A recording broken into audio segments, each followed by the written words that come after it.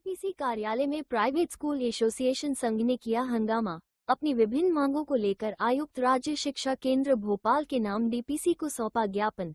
पन्ना नगर के डीपीसी कार्यालय में एक दिन गुरुवार दिनांक 30 जनवरी को जिले के सभी प्राइवेट स्कूल संचालकों ने प्राइवेट स्कूल एसोसिएशन संघ के बैनर तले आज जमकर हंगामा कर नारेबाजी जी और आयुक्त राज्य शिक्षा केंद्र भोपाल के नाम डीपीसी को ज्ञापन सौंपा और बताया कि अभी तक माध्यमिक खंड कक्षा 1 से 8 तक के स्कूल जो 30 से 40 वर्षों से जिस भवन में शिक्षा विभाग से लगातार मान्यता प्राप्त कर संचालित हो रहे हैं, इस सत्र में उन विद्यालयों का नवीनीकरण है, उन पर रजिस्टर्ड किराया नमक का अतिरिक्त भार थोपा गया है, इसे वापस लिया जाए। इसके साथ ही आरटीई अधिनियम में एफडीआई व्यवस्था नहीं है, क्योंकि जो विद्यालय आरटीई अधिनियम लागू होने के पूर्व से संचालित थे, उन विद्यालयों की एफडीआर राशि संस्था को वापस की गई थी। वर्तमान में फिर से एफडीआई की मांग की जा रही है एवं मंडल की तर्ज पर मान्यता शुल्क मांगी जा रही है। अतः कक्षा 1 से 8 तक के विद्यालयों से मान्यता शुल्क, एफडीआई और रजिस्टर्ड किराए की बाध्यता को समाप्त किया जाए। प्राइवेट स्कूल एसोसिएशन संघ ने ये भी मांग की है कि आरटीई की राशि का भुगतान एक्ट के प्रावधान अनुसार सत्र समाप्ति तक किया जावे। यदि समय सीमा में भुगतान नहीं किया जाता है तो राशि ब्याज सहित स्कूलों को दी जाए, क्योंकि यदि स्कूलों से कोई कार्य किसी कारण व समय सीमा पर नहीं हो पाता है तो शिक्षा विभाग द्वारा लेट फीस के नाम पर राशि वसूल की जाती है। वहीं जल्द से जल्द उनकी मांगे पूरी नहीं होने पर आंदोलन की भी चेतावनी दी गई है।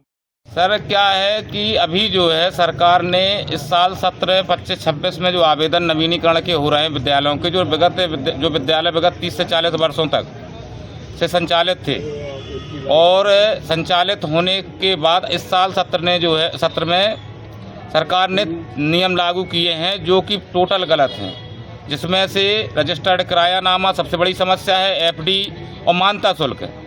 तो कई जगह पर आबादी वाली ज़मीन, स्लम एरिया, बंटन की ज़मीन, ऐसी जगह पर रजिस्टर्ड किरायानामा बन पाना संभव नहीं है और इस रजिस्टर्ड किरायानामा न बन पाने की वजह से लगभग 60 से 70% विद्यालय प्रभावित हो रहे हैं। उनके सामने मान्यता का संकट खड़ा हुआ है।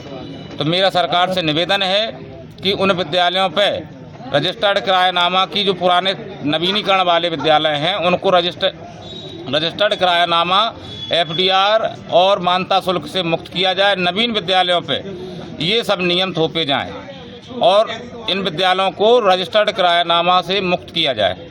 आपका परिचय? प्रवीण कुमार यादव, जिलाध्यक्ष प्राइवेट स्कूल एसोसिएशन। सरकार द्वारा जो हम लोग पर एक ज़बरदस्ती का प्रेशर दिया जा रहा है कि रजिस्टर्ड किरायानामा, सर हमारा विद्यालय 35 साल से गांव में संचालित है और उसका रजिस्टर्ड किरायानामा नहीं हो सकता किसी हालत में, क्योंकि हम लोग ये गाँव ही रजिस्टर बने, पट्टा में नहीं है, तो हम कहाँ से ला सकते हैं। और उसके बाद एफडी, पहले हम लोग की एफडी थी, तुड़वा दी गई, अब फिर से नया नियम चालू हो गया। उसके बाद ये आपका मान्यता शुल्क 12,000 रुपये 3 साल का अलग। तो इसीलिए सर हम लोग परेशान हैं बहुत ज़्यादा और इसलिए अपनी कार्रवाई नहीं कर पा रहे हैं। आगे अगर आपकी मांग नहीं पूरी हुई तो क्या होगा?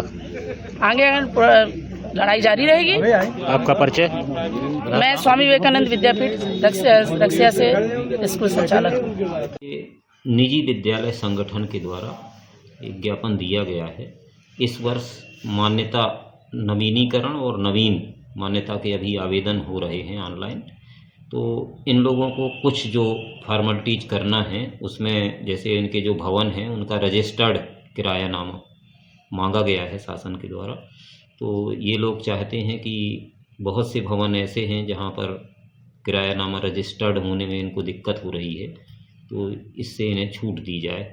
तो एक तो इन्होंने ये बिंदु दिया है और कुछ आरटीई के तहत जो हम इनके बच्चों की शुल्क की प्रतिपूर्ति करते हैं, वो शासन से बजट आने में थोड़ा सा लेट मिल पाता है इन्हें। इन्होंने उसमें भी मांग की है कि वो समय से दिया जाए।